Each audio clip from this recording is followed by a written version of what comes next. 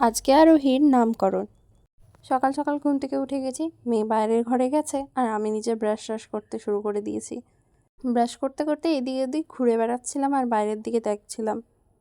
তারপর বাইরে গিয়ে দেখি মারা সবাই আনাজ কুটতে বসেছে, আর ওই যে মাইমা কলতলায় রয়েছে।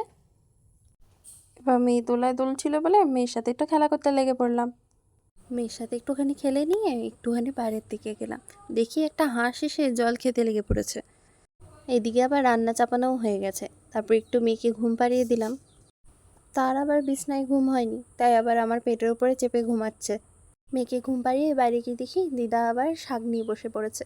সময় হয়ে এসছে নামকরণে, তাই চলে গেলাম রেডি হতে। চান টান করে শাড়ি টাড়ি পরে নিলাম। কেমন দেখাচ্ছে কমেন্টে জানিও কিন্তু। আমি ঘরের ভিতরে রেডি হচ্ছিলাম, এখানে আবার মা মেয়েকে রেডি করে দিচ্ছে, চান টান করিয়ে জামা টামা পরিয়ে দিচ্ছে। আর রাজ ওকে ধরে বসে আছে। বাইরে গিয়ে দেখি আচার্য মশাই বসে আছেন, তাই আমিও মেয়ে নিয়ে বসে পড়লাম নামকরণের জন্য। ওনার যা লেখালেখি উনি সেরে ফেললেন। আর এদিকে আমার মেয়েকে দেখো, সে তো নিজের খেলনা নিয়েই ব্যস্ত, অন্যদিকে কি তাকাবে, কি বুঝবে আর কি ভাববে। আর এই দেখো সব কিছু মুখে দেওয়া অভ্যাস। দুয়ারে বসে নামকরণ হচ্ছে, উনি হচ্ছেন আমাদের আচার্য মশাই, আর এই যে হলুদ জলটা দেখছো ওটা দিয়ে আশীর্বাদ করা হবে মেয়েকে। তার পাশে ভুজি সাজানো রয়েছে আর সবাই দাঁড়িয়ে দেখছে কি হচ্ছে না হচ্ছে। ফাইনালি ওর নামকরণ হয়ে গেল, আর তারপর জ্যাঠা ঠাকুরদা এসেছিলেন ওকে আশীর্বাদ করতে। উনি আশীর্বাদ করে যাওয়ার পরে আমি গেলাম দিদার পিছন পিছন, দিদা খড় কাটছে সেটা দেখতে। সবাই আমার পিছন পিছন বেরিয়ে চলে এসেছিলো একটু বেড়াতে। তারপর হঠাৎ মা বলছে যে মা নাকি পুচকির জামা কাপড়গুলো পুকুরে পাড়ে কাচতে যাচ্ছে, তাই আমিও পিছন পিছন দৌড় দিলাম কোথায় কাচতে যাচ্ছে সেটা দেখার জন্য।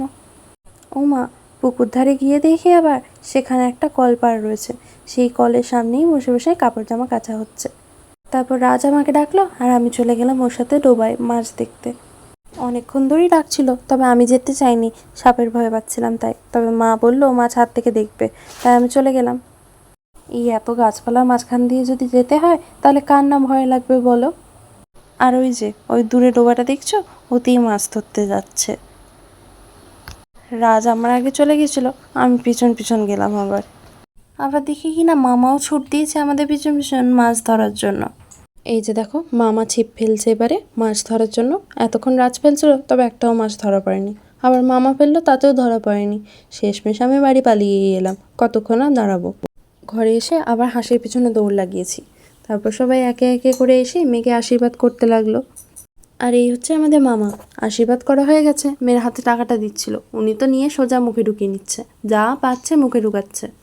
কখনো খেলনা কখনো টাকা, যে যাই টাকা দিচ্ছে না কেন নিজেই হাতে বাড়িয়ে নিয়ে নিচ্ছে। এই যে এটাও একটা দিদা হয়। আর তারপরে আমাদের দিদা আশীর্বাদ করলো। তারপর খাওয়া দাওয়ার পর হঠাৎ শুনি যে মামা নাকি ডোবা থেকে মাছ তুলে এনেছে। দৌড়ে বাইরে গেলাম দেখার জন্য। ও মা, সত্যিই দেখে একটা কাতলা মাছ হাতে করে তুলে এনেছে, তবে মাছটার মরো মরো অবস্থা। এরপর তো ঘুমিয়ে গেছিলাম, উঠে দেখি কি বৃষ্টি এসছে। সন্ধে হয়ে গেছে, তবে দেখো এখনো আলো রয়েছে। আমাদের ওখানে হলে এতক্ষণে অন্ধকার নেমেই চলে আসতো, আর এখানে মুষলধারে বৃষ্টি হয়েও আলো দেখো। তার মধ্যেই আবার হঠাৎ করে অন্ধকার হয়ে গেছিল। তারপর কারেন্ট ফেরার পরে সবাই মিলে ঘুগনি খেলাম, আর গুড় পিঠে বানিয়েছিল দিদা আমার জন্য, সেটা খেলাম।